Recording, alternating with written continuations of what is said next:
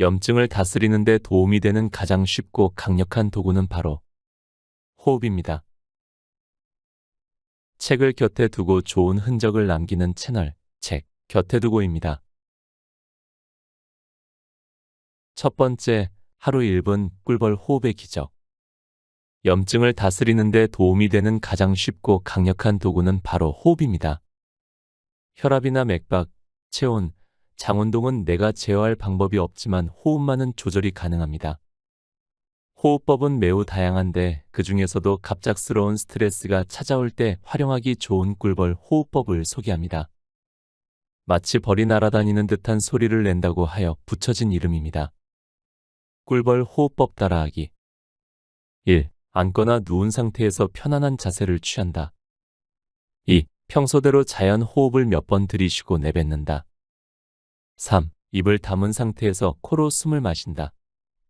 4. 훔이라는 소리를 내면서 숨을 천천히 내쉰다. 소리가 사그라들 때까지 진행한다. 5. 5회 반복한 뒤 평소의 자연 호흡으로 돌아와 들숨과 날숨을 편안하게 느껴본다. 한 손은 가슴, 다른 한 손은 배에 얹고 들숨과 날숨을 천천히 느껴보길 바랍니다. 코로 숨을 마시면 배가 볼록해지고 훔 소리와 함께 숨을 뱉으면 배가 홀쭉해지는 걸 느낄 수 있습니다. 들이마시는 숨보다 내쉬는 숨을 더 오래 유지하면 이완작용이 증가되어 효과가 더 좋습니다. 마음속으로 하나, 둘, 셋, 넷 세면서 숨을 마시고 하나, 둘, 셋, 넷 세면서 숨을 뱉어보세요. 꿀벌 호흡을 할 때 주의할 점도 있습니다.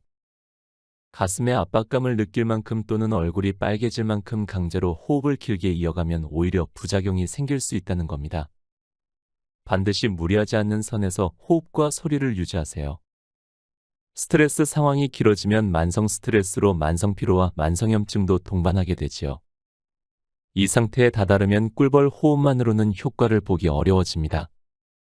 그렇게 되기 전에 스트레스를 쌓아두지 않도록 수시로 호흡하며 신경을 다스리는 연습을 해두시길 바랍니다. 두 번째, 지금 당장 배를 꼬집어 보세요. 뱃살은 질병의 상징입니다. 뱃살은 왜 찌는 것이고 왜 나쁘다는 걸까요? 뱃살, 즉 복부 비만은 복부 안쪽 내장기관 주변에 내장지방이 쌓이는 것인데 이 내장지방이 범인입니다. 내장지방이 세포에서 염증 물질을 분비한다는 것입니다. 그래서 뱃살은 만성염증 그 자체입니다. 하지만 배가 좀 나왔다고 해서 무조건 걱정할 필요는 없습니다. 복부에는 두 개의 서로 다른 지방이 쌓여 있는데요. 피부 껍질 바로 밑에 피하지방, 그 밑에 근육층을 지나 복강내로 들어가면 내장 사이사이에 내장지방이 자리 잡고 있습니다. 피하지방과 내장지방 중에서 만성염증의 주범이 되는 것은 내장지방입니다. 그렇기 때문에 내 뱃살에 어느 지방이 더 많이 쌓여 있는지를 확인해 보는 것이 좋습니다. 복부 비만을 가장 정확하게 확인하는 검사 방법은 복부 CT입니다. 그러나 이 검사는 시간과 비용이 드는 관계로 여러분은 집에서 간단히 할 수 있는 방법으로 확인해 보길 바랍니다. 지금 뱃살을 한번 꼬집어 보세요. 핀치 테스트라고 하는 진단법인데 엄지와 검지로 뱃살을 꼬집어 보는 것입니다. 잡히는 뱃살의 두께가 약 2cm 이상이면 피하지방 위주로 뱃살이 구성되었다고 보면 됩니다. 내장지방은 근육 밑에 있어 손가락으로는 잘 잡히지 않거든요. 허리둘레를 쟀을 때 남성은 90cm 이상, 여성은 85cm 이상이면 복부 비만으로 진단하는데요. 핀치 테스트를 했을 때 허리둘레는 기준치 이상인데 뱃살이 딱딱해 잘 잡히지 않으면 내장지방일 가능성이 높습니다. 세 번째, 내장지방 다이어트 7가지 방법. 복부 비만인 사람이 만성염증에서 벗어나려면 먼저 뱃살부터 빼셔야 합니다. 그렇다고 해서 유행하는 각종 다이어트 방법이나 보조제에 제발 현혹되지 마세요. 지금부터 소개하는 굶지 않고 내장지방을 가장 빠르게 뺄 수 있는 내장지방 다이어트 방법을 실천해 보길 바랍니다. 1. 식사는 길게 하기. 빨리 먹을 경우 뱃살이 쉽게 찔 수밖에 없는데 그 이유는 인슐린 때문입니다. 인슐린은 혈당을 처리하는 동시에 지방을 합성시키는 호르몬입니다. 급하게 먹는 속도만큼 인슐린 수치가 높아지면 지방이 쉽게 쌓여 살이 잘 찌는 체질로 변합니다. 식사를 20분 이상 천천히 하는 습관을 들이면 뱃살이 잘 찌지 않습니다. 2. 흰쌀밥을 현미밥으로 바꾸기. 매일 먹는 주식을 흰쌀밥에서 현미밥으로 바꾸는 것만으로도 뱃살 감량에 효과를 볼 수 있습니다. 백미보다 현미의 혈당 지수가 현저히 낮습니다. 현미밥은 꼬들꼬들한 식감 때문에 자연스럽게 오래 씹게 되지요. 단, 소화에 어려움이 있어서 현미밥이 꺼려진다면 발화현미밥을 시도해보세요. 3. 단백질 충분히 섭취하기.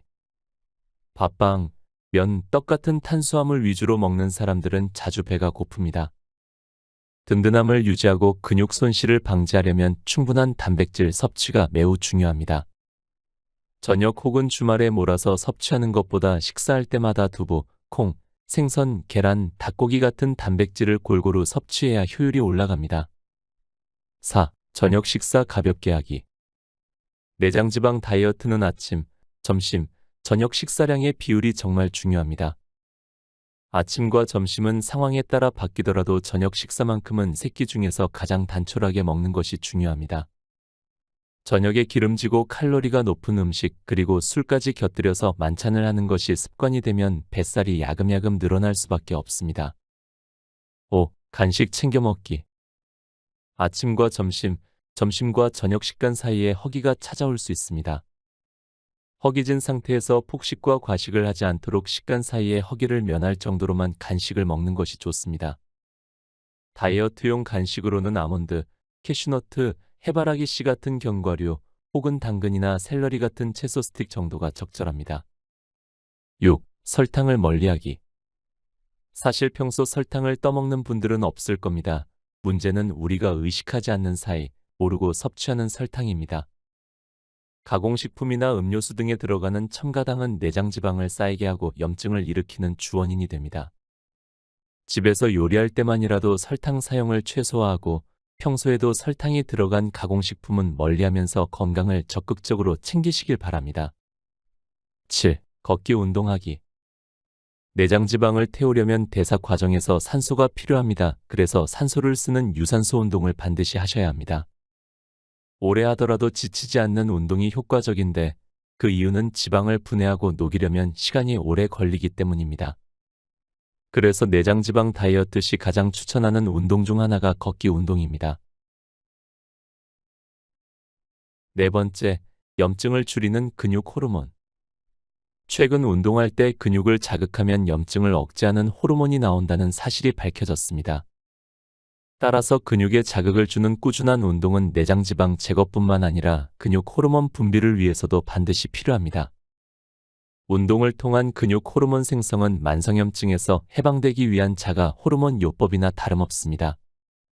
그러나 잘못된 운동 습관을 가지고 있다면 오히려 근손실을 불러와서 염증을 없애는 효과도 기대하기 어렵습니다. 그 중에서도 반드시 피해야 할 세 가지 운동 습관이 있습니다.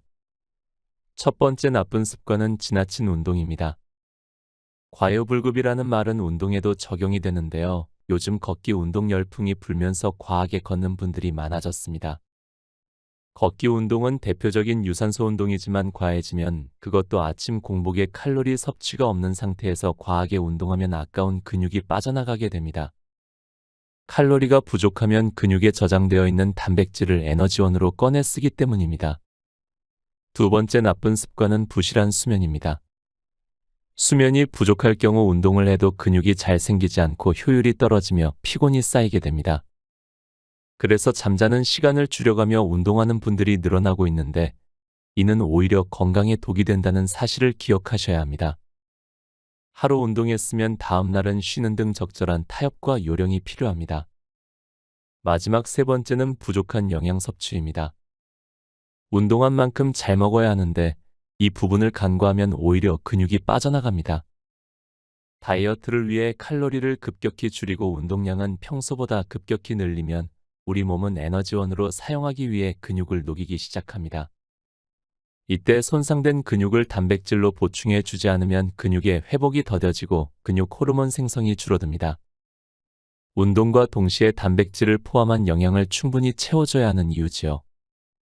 근육 호르몬으로 염증을 없애는 효과를 제대로 보기 위해서는 좋은 운동 습관만이 건강한 몸을 만듭니다. 5번째, 효과가 입증된 4가지 항염증 음식. 염증을 없애는데 효과가 있는 음식 4가지를 소개합니다. 1. 꿀풀과 식물. 우리에게는 허브라는 이름으로 많이 알려져 있으며 특징은 향긋합니다. 대표적으로 박하, 로즈마리, 바질, 라벤더 등 다양하며 깻잎 같은 한국 전통 꿀풀과 식물도 있습니다. 꿀풀과에 속하는 허브를 섭취하면 강력한 항염 작용을 합니다. 또한 대부분의 꿀풀과 식물은 위장 운동을 촉진시키는 강력한 힘을 가지고 있습니다. 2. 보라색 컬러 푸드. 다양한 컬러 푸드 중에서도 염증을 줄이는데 가장 직접적인 효과가 있는 것이 바로 보라색 컬러 푸드입니다. 보라색 색소 성분이 풍부한 음식으로는 오디와 블루베리 같은 베리류, 포도, 가지, 비트 같은 채소, 흑미 같은 곡식이 있습니다. 보라색을 만드는 안토시아닌 성분은 염증과 노화로부터 세포 손상을 막는 방패 역할을 합니다. 다만 한의학적으로 체질이 냉하거나 위장이 냉한 사람이 과잉 섭취할 경우 기초체온이 떨어지고 묽은 변이나 설사가 나올 수 있으므로 주의가 필요합니다. 3. 오메가3. 염증을 없애는 효과가 입증된 성분 중 하나는 오메가3입니다. 오메가3는 혈관을 깨끗하게 하고 콜레스테롤을 낮추는 작용이 있어 심장병 발생률을 낮추며 두뇌 건강에도 필수인데요. 최근에는 염증 제거 효과까지 더해져 재조명을 받고 있습니다. 오메가3는 체내 합성이 되지 않기 때문에 반드시 따로 섭취해야만 하는데 고등어, 꽁치, 멸치 같은 생선에 풍부하니 자주 섭취하면 좋습니다. 견과류와 씨앗에도 오메가3가 풍부합니다. 기름류 중에서는 들기름에 가장 풍부합니다. 4. 황성분이 풍부한 음식. 유기황 화합물이 풍부한 음식도 염증을 없애는데 탁월한 효과를 보이고 있습니다. 이 유기황 화합물이 풍부한 음식으로는 마늘, 부추, 파, 양파 같은 백합과 채소를 비롯해 배추, 무, 양배추 같은 십자화과 채소가 있습니다. 재미있는 것은 앞서 나열한 채소들이 함께 버무려진 것이 다름 아닌 김치라는 사실입니다. 너무 짜거나 매운 김치는 혈압을 높이고 콩팥에도 안 좋은 영향을 주지만 간을 적당하게 맞춰 적정량을 섭취하면 만성염증을 다스리는 데 도움이 되는 항염증 푸드가 됩니다. 곁에 두고의 짧은 생각. 염증 해방을 읽으며 지나가는 말로 몸 이곳저곳이 자주 아프다, 계속 배에 가스가 차서 속이 불편하다 말씀하시던 어머니 생각이 났습니다. 병원에 가면 항상 정확한 원인이나 병명을 못 찾으셨기에 저 역시 지나가는 말로 엄마 그거 신경성일 거야, 스트레스 받지 말고 마음 편히 가져봐 했었지요. 돌이켜보니 그렇게 가볍게 넘길 말이 아니었겠다는 생각과 죄송한 마음이 들었습니다. 혼자 고군분투하며 몸 곳곳에 불편함을 느끼고 계실 때 도움이 되지 못했지만 지금이라도 엄마의 염증 해방을 도우려 합니다.